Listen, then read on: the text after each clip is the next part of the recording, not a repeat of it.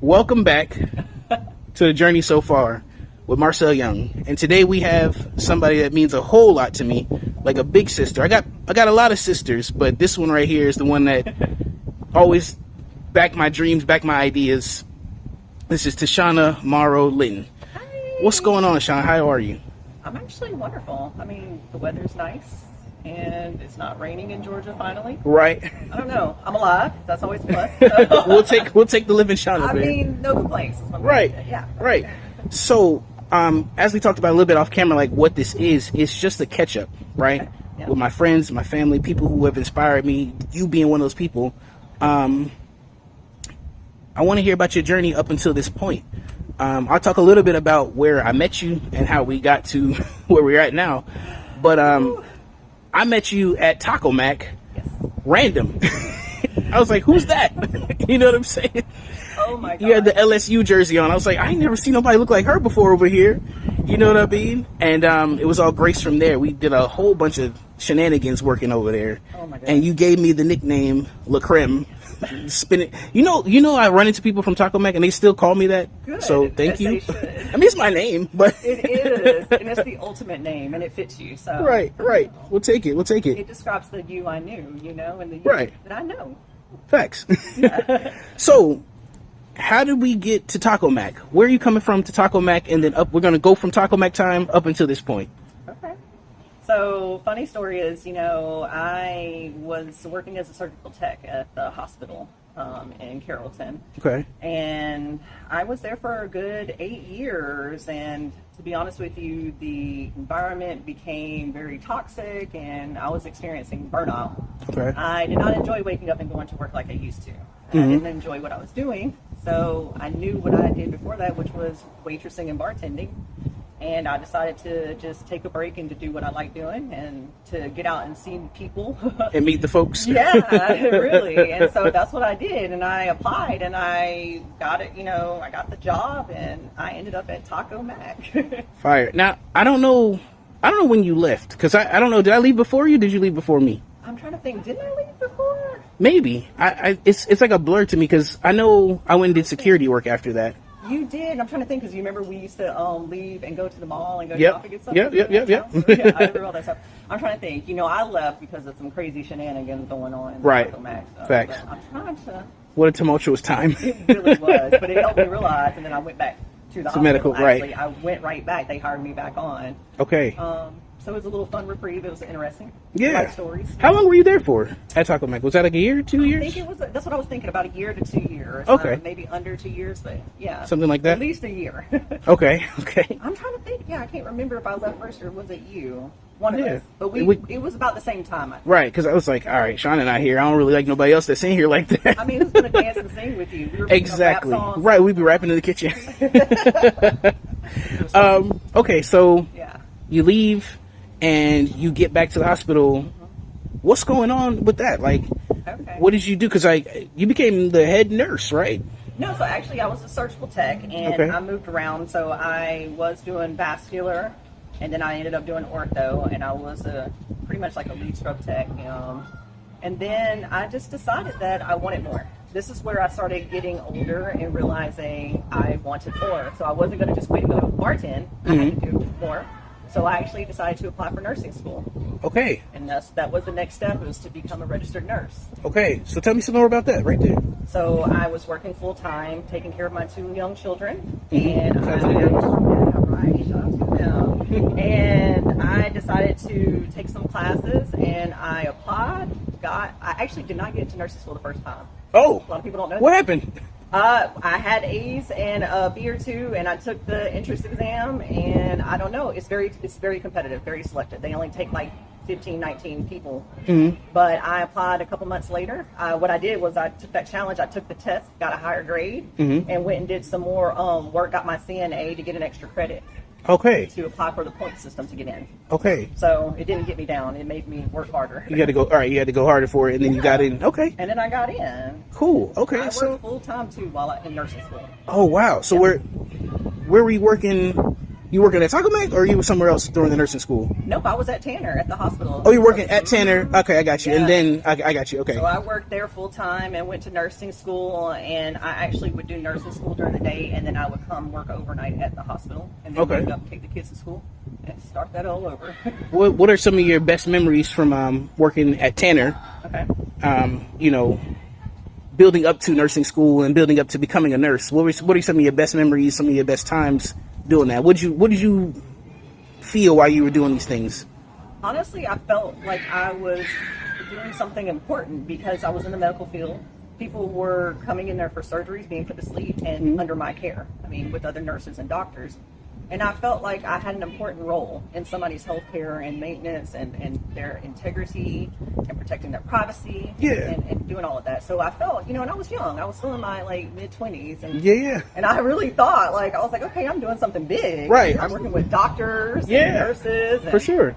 So I mean, we were serving tables, and now you're serving up patients. So I got you. It was fulfilling, I felt accomplished and everything, and that's what I really felt, honestly. I loved it. So when you pass everything and you become a nurse, what was that like? What was that transition to nursing and then becoming, like I said, we get into the big part, but getting up there and you're like, wow, okay, I get it. Did you feel like, all right, this is a good stopping point? And you're like, you know what? Let's keep going up higher. Honestly, at the time, I really felt like I had made my ultimate goal. Because most people, that's what they want to do. They want to become a nurse, a doctor, a teacher, whatever. And I felt like that was a good ending point at the time. I was like, I can't believe I did it. I passed my boards, my NCLEX immediately on the first try. And so I was registered, and I don't know. And then that's when I started I actually got hired too before completing nursing school. Oh, wow. Yeah. So I did one of my clinical rotations at hospice. And they actually hired me, knowing that they said, if you do pass, then we'll hire you on full time and we'll train you up until that time. Okay. While I was doing that, I was training at hospice as well. Oh, wow. So you was all over the place. I really was. I'm not going to lie to you.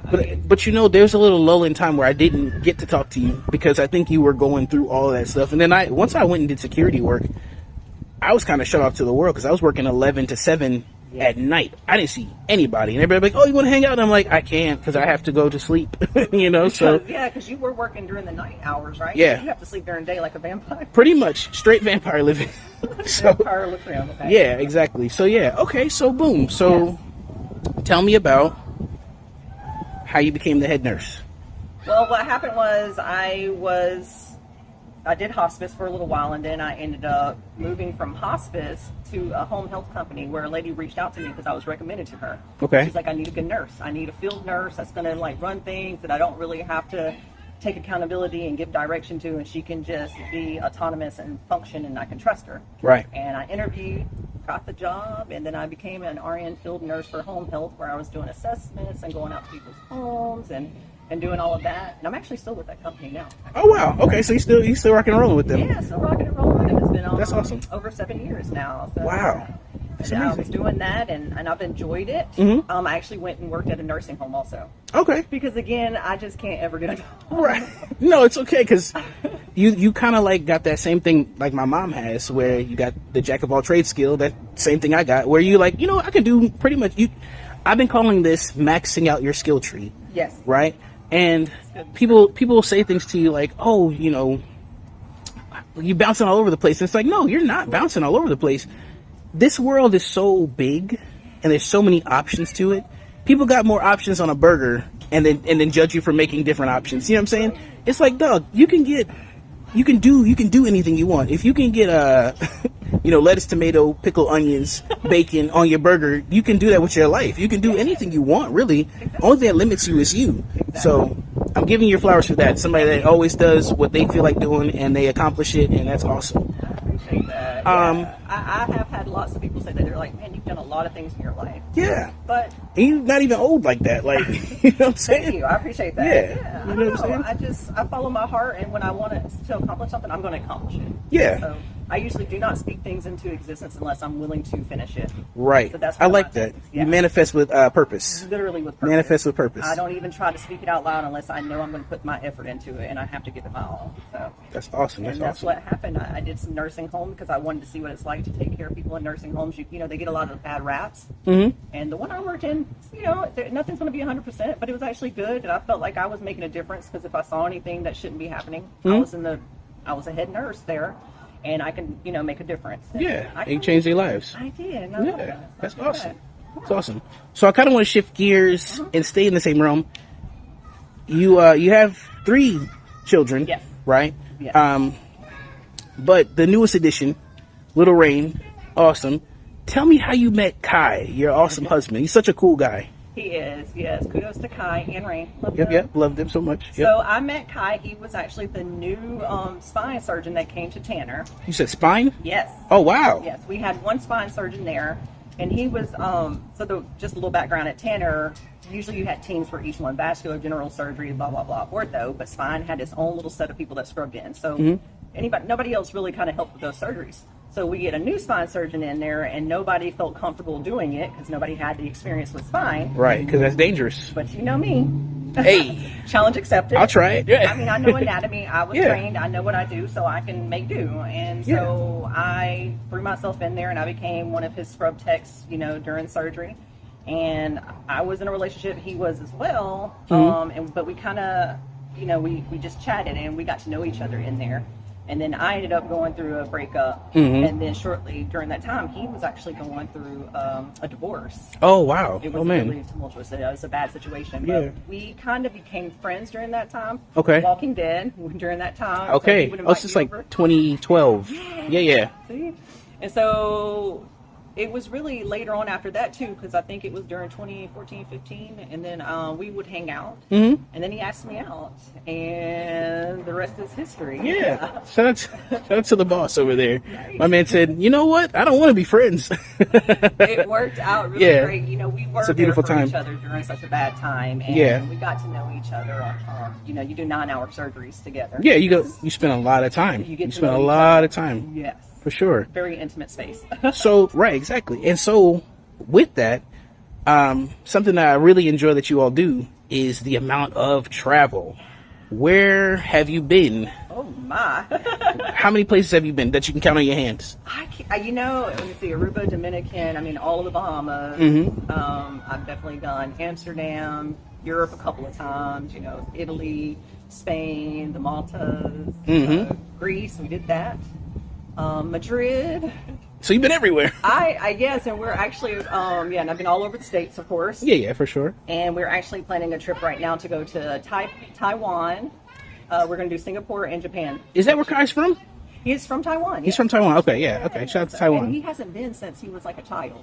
Oh, because he's been here, for the longest. Right, that's right. So we're going to do that and take Rain. So we're going to do a few weeks over there. Go meet the family, da-da-da. Yeah. That's going to be fun. That's going to be awesome. Tokyo. I mean, come on. Yeah, exactly. So I got a trip coming up for Japan, too. So, like, for my 35th birthday, I'll be going out that way. Okay. So it's going to be fun. Who's going first now?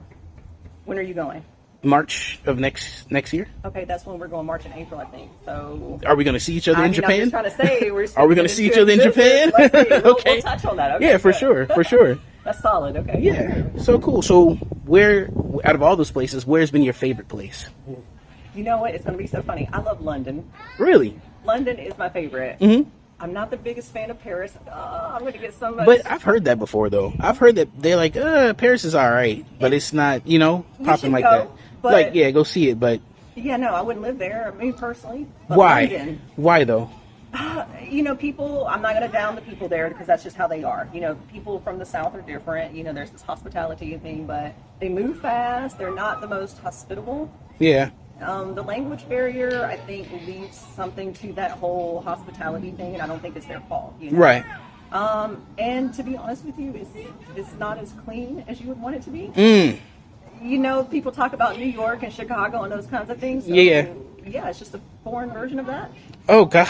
Okay. I'm just. Yeah. When I go but again, though, still go see it. Go see the Louvre and all that kind of stuff. There's good food and things. It's just not what I expected fully. You know what I mean? Yeah. We're not gonna kick Paris's back in. No, we're not gonna kick his back in. But let's go back to London, though. Yeah, That's so if funny. somebody was like, "Hey, I got a trip for you to go to Paris," Yeah, I'm gonna go. I'm gonna go. Right. I still might go again. But Yeah. London is different. It's very, very clean. Their subway train systems, metro is very clean. It's safe. Yes, I've heard that Very before. safe. And there's so many more restaurants. I mean, the nightlife, the restaurants, Right. so many different types of food too. Mm-hmm. It's surprising. It's impressive. You can get Asian food, typical food there. You can even get Indian food, and it's delicious. Have you had like a proper English breakfast with like the The beans and eggs. the blood? What is it? Yeah, the blood. I like Blood I have sausage? that. Yes, he ate that. I'm not doing all that. I'm No. good. We're good. Yeah. And I'm Jamaican, and I still am like, Yeah, I'm not going there. I've tried a lot of weird things, but I draw the line on that one. I Yeah. like blood sausage. Yeah, I did though. Yeah. Yeah, you can ask him what he thought about it. He's our next interview. Yeah, there you go. Ask him the things that he has eaten. You'll be impressed. I'm telling you, that's the interview itself. Well, Sean, I want to go ahead and wrap this up a little bit. Your journey has been something. Like I said, I've always watched it and admired it, and that's why I wanted to have you on to come and talk about it. And it's a beautiful thing, and I just appreciate you coming on the show today. Thank you.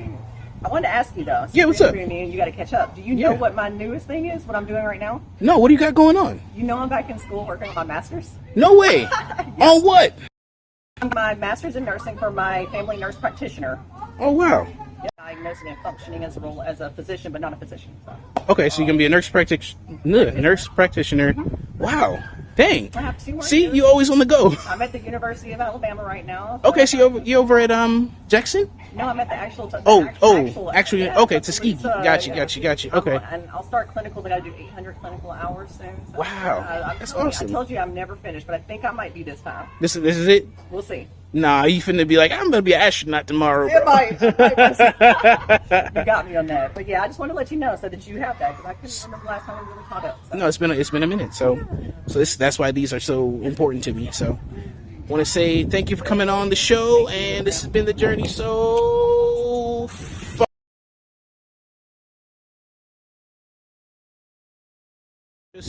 Let's keep talking. Let's see how it plays out real quick. Yeah, it's kicking in right now. Yeah. All right. I do like your phone though. Huh? Is it an iPhone?